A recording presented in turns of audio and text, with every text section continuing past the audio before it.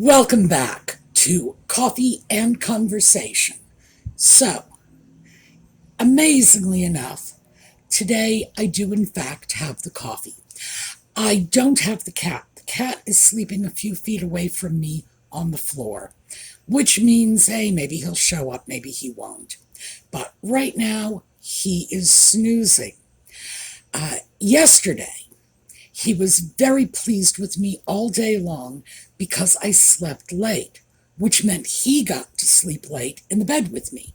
Now, interestingly enough, most mornings he is ready to push me out of bed at the crack of dawn, but for some reason he's feeling a little lazy lately. So he wanted to sleep late. So I stayed up late last night so I could sleep late this morning and give him more sleep late time. It doesn't seem to occur to him that it's the same overall amount of time in bed. I'm just sort of scheduling it differently. Nevertheless, he likes it, he's happy, and when he's happy, I'm happy. So, I have an interesting topic for you folks today. We are going to talk about generations, and I will tell you the strange and circuitous path that took me to this topic when we come back.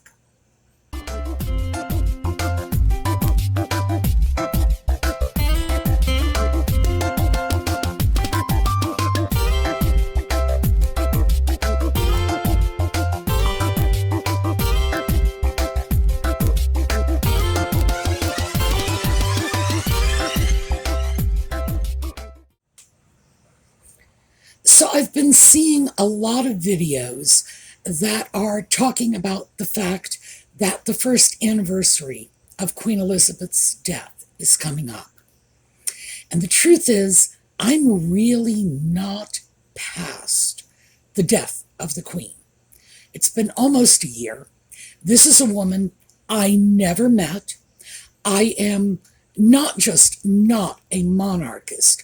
I am, to the core of my being, opposed to the very concept of monarchy. I am American. Our country was founded on the premise of overthrowing this hereditary privilege of the old world. And beyond that, I feel that the strong class structure in Europe is something that didn't work out well for them overall, and it was responsible for a lot of the revolutionary movements they had in European countries. The fact that socialism was able to gain a foothold in a lot of countries there. So, sort of political, waxing political, which I don't usually do unless it's in an historical context.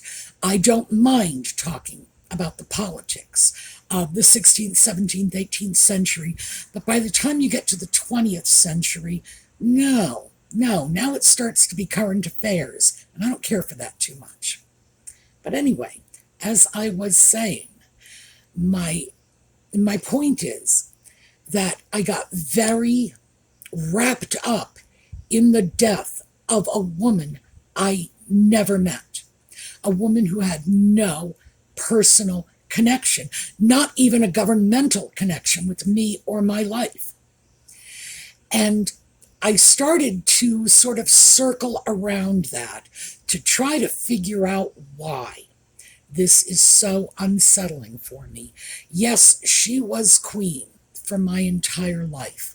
I did not know a time that the UK was not headed by Elizabeth the Queen. No, I think she was an impressive and remarkable woman, but still, other impressive and remarkable people have passed on in my lifetime, and I didn't have this reaction. So I started trying to figure it out. And in my quest to figure out why that death resonated with me, I happened upon a video by a young woman named Rowan Ellis. She has a YouTube channel, and it's Rowan Ellis.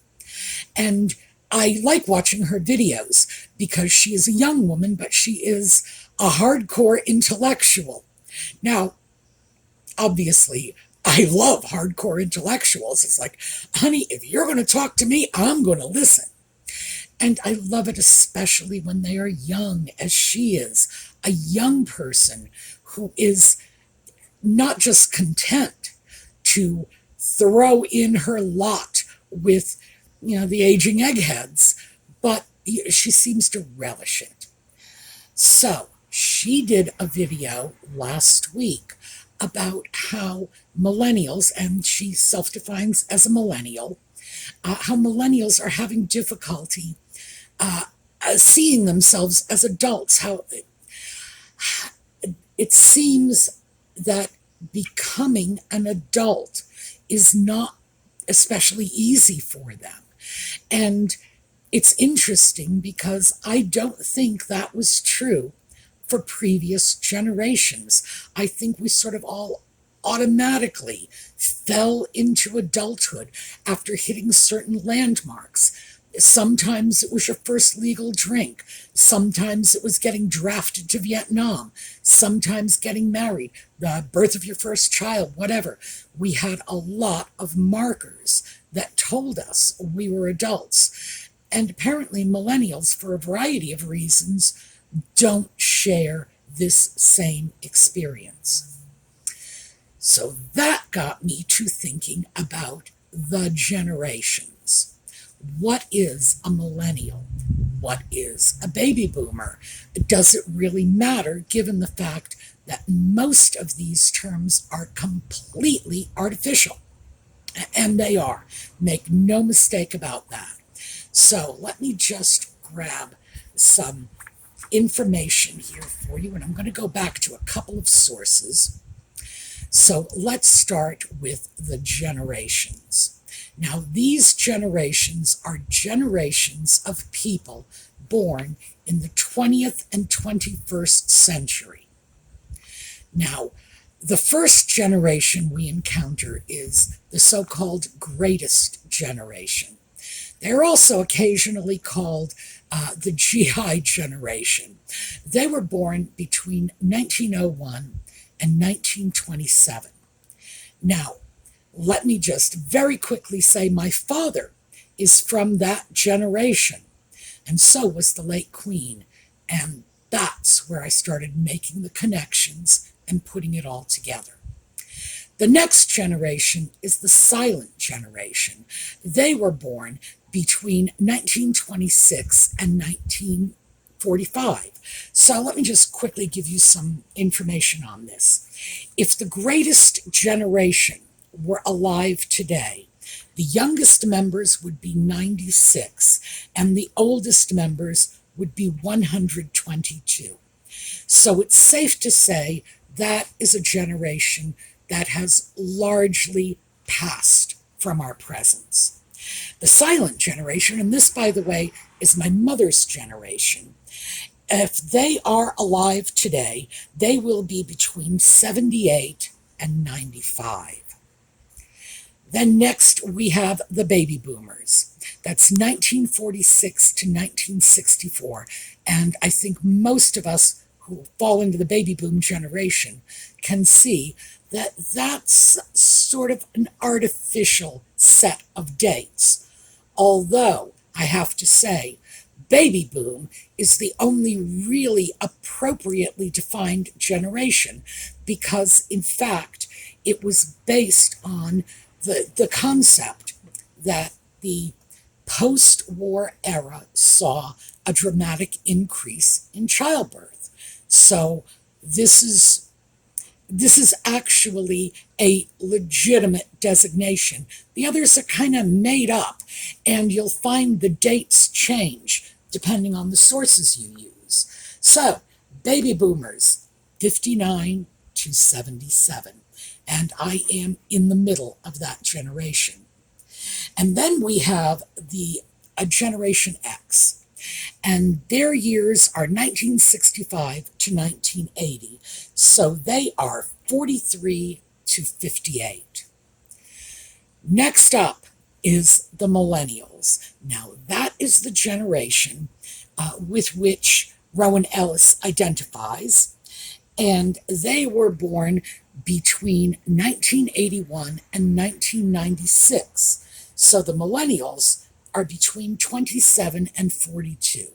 It's safe to say that they're in their 30s, give or take a couple of years. And now we're getting into some pretty crazy stuff. Generation Z, or the I generation, is next, and they are born in 1997 to 2010. At 13 years, that would be the smallest generation, and they would be between the ages of 13 and 26. But before I start criticizing that, let me go on with Generation Alpha, which was born after the year 2000. So they are all under 23. Now, here's the thing. If we take the beginning point for Generation Alpha as the year 2000 and the beginning point for Generation Z, as you can see, Generation Z probably has borrowed a good 10 years from Generation Alpha, and in fact, it should probably only be covering the 3-year period from 97 to 2000. Now that I've said that, I'm going to critique these last two and tell you right now, we don't know enough about that generation to make any generalities about them. If the oldest of that generation is 26, we don't know who they are yet. We really don't know. It's very likely they don't know who they are. You really need a generation to develop into adulthood, and then you look at them and sort of retroactively look back on their lives after you've seen the effects of the pivotal experiences or events that have shaped their lives. So, all of that, and that is just, for your information, I hope it helps make some of these terms more intelligible to you. We are going to talk about the greatest generation, because in fact, they were aptly named. Before we do that, let's talk about the silent generation, because I do want to say something in their defense. The silent generation, remember this is 1928 to 1945. These are young people who were either young children or actually born in the Second World War. And they have been called the silent generation, and it's a critical designation. Silence is not considered a good thing when it's used to describe this generation. They are the people who didn't protest over the McCarthy-era witch trials, and they were the go along to get along generation. I think that is so unfair to them, because these are people who grew up in the Great Depression. Remember, this was a worldwide event. We tend to think of, Wall Street, the stock market. No, it wasn't confined to New York, my friends. Worldwide ramifications. The era between the two wars was economic chaos and levels of poverty in the industrialized world that, frankly, were just unacceptable.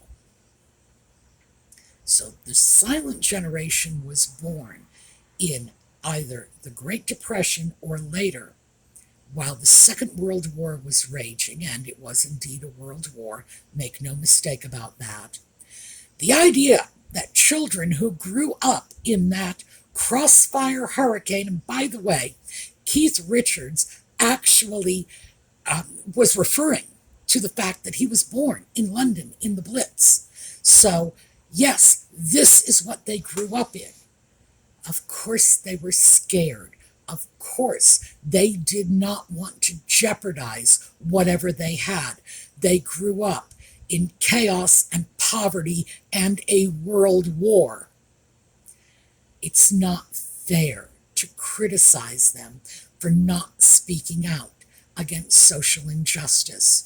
They probably considered themselves very lucky to simply have food on the table and not having the military slam through their front door. I feel that generation has gotten a very bad rap. Also, you mentioned Keith Richards. All of the Beatles, the Rolling Stones, let's see, Elvis Presley, Buddy Holly. Well, but who can forget Buddy Holly? All of the legends of early rock and roll came from that generation. So if we call them silent, it's quite a misnomer when you realize, oh, I'm sorry, I did Britain, I did US, Johnny O'Keefe, also from that generation. Because yes, I like Australian rock and roll too. Thank you very much. These people that came out of this did their own speaking out. They gave us rock and roll, for heaven's sake. So I don't like that they're getting such a bad rap. All right, having said that, let me go back to the greatest generation, because they were aptly named. This is the generation that went off to war to fight for what they felt was right. By the way, both sides of the conflict were fighting for what they considered to be a superior ideology. That's simply a fact. Now, we won, so we get to say this superior ideology, but yeah, they went off to fight. And the women who remained behind were dealing, in the UK in particular, with the Blitz, severe rationing, packing their children up on trains to send them out to total strangers in the country, or perhaps they were strangers in the country taking in other people's children. Their war experience was horrific. Our war experience was nowhere near that bad. Other than the attack on Pearl Harbor, which was not American soil at the time, other than that, well, actually, I think it was American. They weren't a state. Let me put it that way. I do think we owned Hawaii, but it didn't have statehood.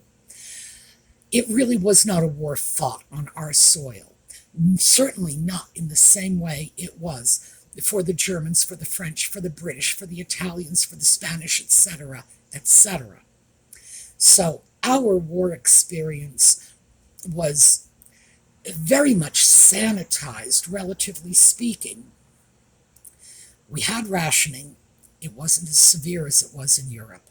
And we did not have to stick our little children on trains and send them to other parts of the world just to make sure they didn't get bombs dropped on their little heads. Additionally, we did not have the Holocaust here.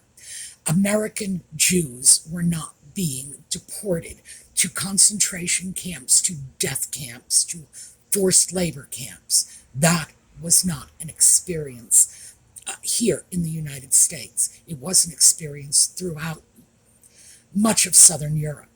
So, our experience was different. Their experience was remarkable. And they got through it with a lot more grace than I think I would show under the circumstances. They truly were the greatest generation. And the Queen was part of that.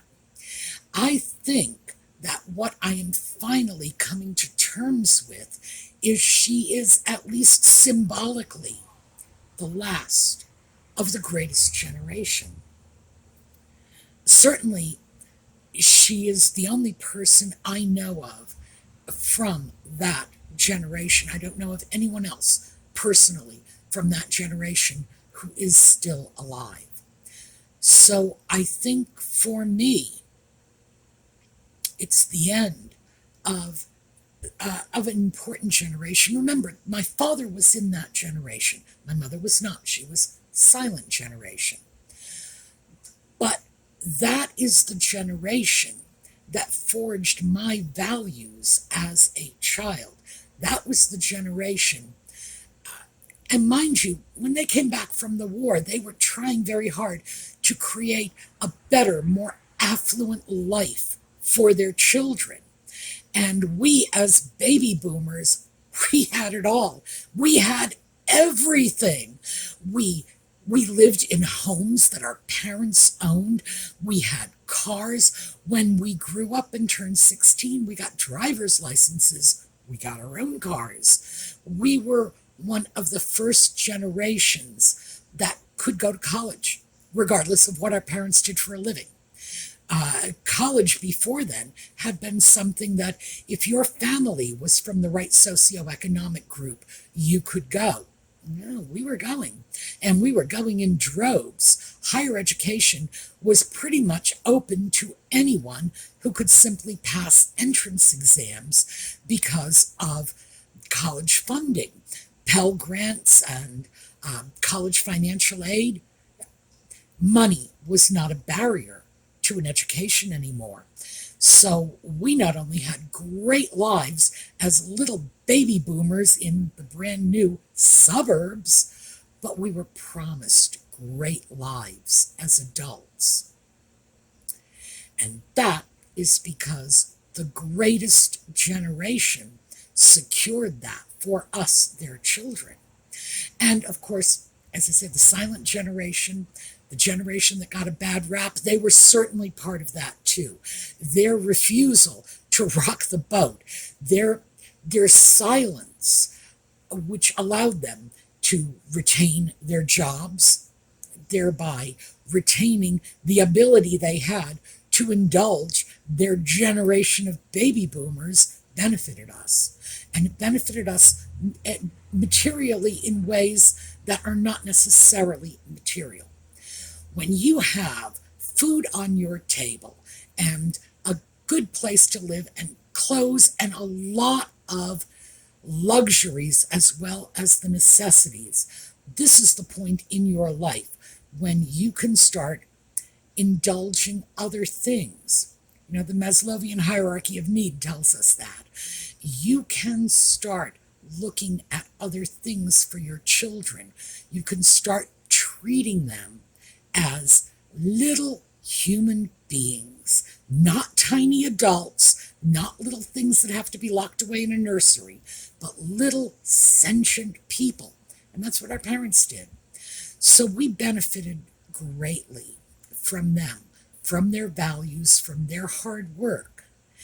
And when the Queen passed, I think that was what I was trying to cope with.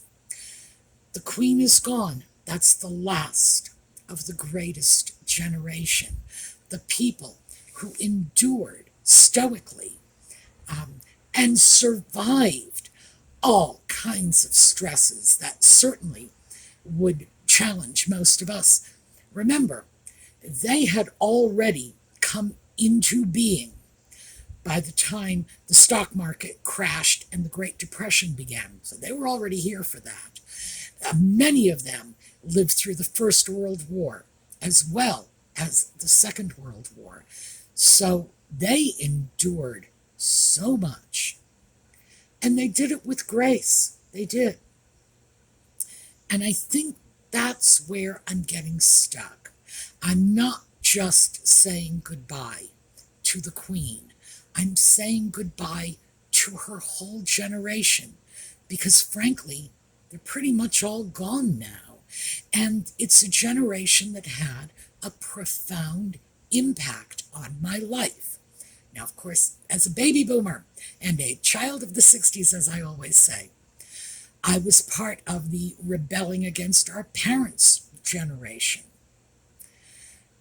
But my adolescent rebellion was a blip on the radar. That was young people spreading their wings, so to speak. The older I get, the more I realize how much that generation did, not just for me, but for all of us. And the more I realize that in mourning the Queen, I'm mourning that whole generation. I will get past this. And I've said this before. I will get past this because it was a woman I didn't know. I have to find a way to move beyond that, because mourning a total stranger for a year is, yeah, we're getting mighty close to psychological disturbance here. But as I started to put this together, and thank you, Rowan Ellis, for giving me a framework to understand this, I realized it's not her. It's mourning everyone that went before my generation, looking at the fact that there were so many great and good people who contributed to the life we all enjoy today. And they're gone. We don't have them with us anymore. And that should be mourned. That should be regretted. But knowing this, and knowing that I'm not just plain losing my mind, well, maybe I am, but not on this issue. This is not, going off away with the fairies, so to speak. It really is something that I need to put into careful perspective and understand that it's okay to be sorry and sad that they are gone, that younger generations won't have them in their lives and won't have those solid early 20th century values that kept the rest of us going. But they'll have other influences, and those other influences will hopefully be just as good and just as meaningful, each in their own way. So, that's what I am sharing with you. I would suggest that you go check out Rowan Ellis's video. It is very trying to think of a good word for it. Well, it's intellectual. This is someone who is in effect presenting a sociological paper on YouTube. It's not going to be everybody's cup of tea. But if you're interested in what she has to say about millennials, I would say definitely check it out. Because, in fact, I think she has a lot of things of value to say. She has a perspective we don't hear very often. She has beautiful blue hair, so go check it out. And in the meantime, I'm grateful to her because she helped me to understand why it is I'm so reluctant to let go of the dear old Queen. All right, that is what I have for you today. Audie did not show up. He's still sleeping on the floor at my feet. It's like, I don't know. This cat sleeps late in the morning. He wants to go to bed early at night. Go figure. We are going to take a look at a slideshow on the way out. I will see you all tomorrow. Meanwhile, have a terrific day.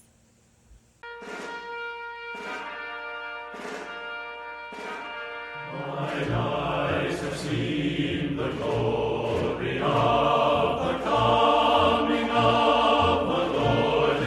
He is trampling out the vintage where the grapes of wrath are stored. He hath loosed the faith